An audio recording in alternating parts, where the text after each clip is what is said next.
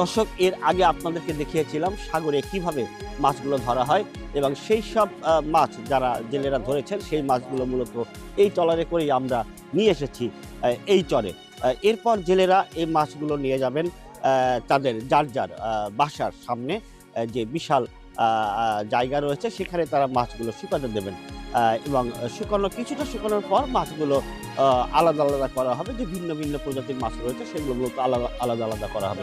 আর আরও একটি বিষয় রয়েছে, এখানে যে মাছগুলো ধরে নিয়ে আসা হয়েছে সবই যে শুটকি করা হবে তা নয়। যে মাছগুলো রয়েছে শুটকির চেয়ে তাজা খেতেই বেশি স্বাদ বা পছন্দ করেন মানুষ, সেই ধরনের চাকা চিংড়ি, টাইগার চিংড়ি, পার্শে ইত্যাদি বিভিন্ন প্রজাতির যে মাছগুলো রয়েছে সেগুলো মূলত তারা আলাদা করে ফেলেন। আলাদা করে সেগুলোকে তারা বরফ দিয়ে সংরক্ষণ করে আজ 2-1 দিনের মধ্যে তারা লোকালয়ে তাজা মাছ হিসেবে বিক্রির জন্য পাঠিয়ে দিয়ে থাকেন। চলুন আমরা দেখে আসি তারা এই যে মাছগুলো নিয়ে যাচ্ছেন জেলেরা, সেই সব মাছ তারা কোথায় কিভাবে শুকাতে দিচ্ছেন। আসুন আমার সঙ্গেই।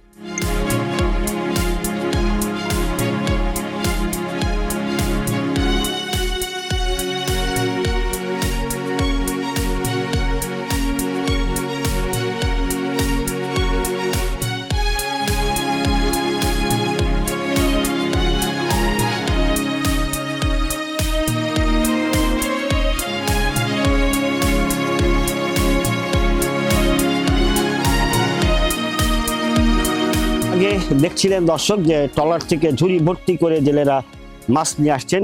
সেই মাছগুলো এভাবেই চরে তাদের যে নির্দিষ্ট সীমানা রয়েছে, যার যার জেলেদের সীমানা, সেই সীমানায় চাটাই বিছিয়ে হোক বা হোগলা বিছিয়ে তারা মাছগুলো ঢালছেন।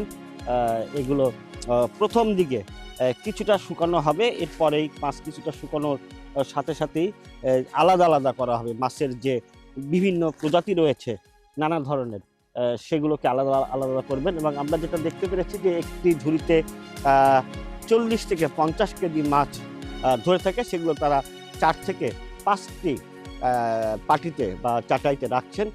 মূলত ওগুলোকে সারা পাটি জুড়ে যেন ছড়িয়ে পড়ে সেই কাজটি তারা করছেন।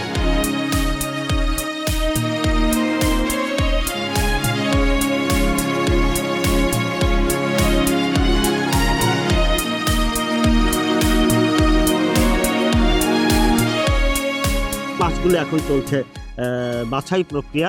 নানা জাতের ভিন্ন জাতের যে মাছগুলো তাদের জালে ধরা পড়েছে সেই মাছগুলো বাছাই করে তা আলাদা আলাদা আলাদা করছেন এবং মাছগুলো তারা শুকাতে দিচ্ছেন। তারা এক ঝুড়ি ছুরি মাছ, যে স্থানীয় ভাষায় বলা হয়, মাছটি শুটকির জগতে বেশ একটি দামি মাছ হিসেবে পরিচিত, আলাদা করেছেন।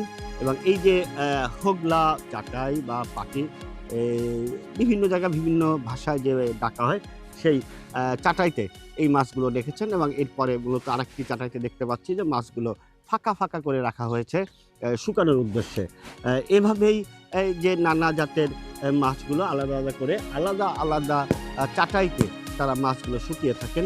এবং প্রথম দিন তারা এভাবে চাটাইতে শুকান। তারপরে যেটি করেন, এই যে দেখতে পাচ্ছেন সারি সারি বাঁশের যে বেড়ার মতন তৈরি করে এভাবেই তারা এই ছুরি মাছগুলো শুকাতে দিয়েছেন।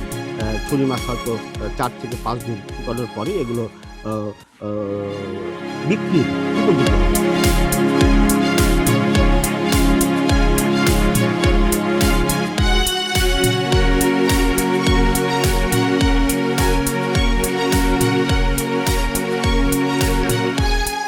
ছিলাম যে মাছগুলো যাচাই বাছাই আলাদা চলছে এবং আলাদা করে মাছ শুকাতে দিচ্ছেন জেলেরা। মাছগুলো 3-4 দিন শুকানোর পর এই অবস্থায় এসে দাঁড়ায় এবং এরপরে আরও 2 দিন মাছগুলো শুকানো হবে, তারপরে এগুলো বিক্রির উদ্দেশ্যে বস্তাবন্দি করা হবে।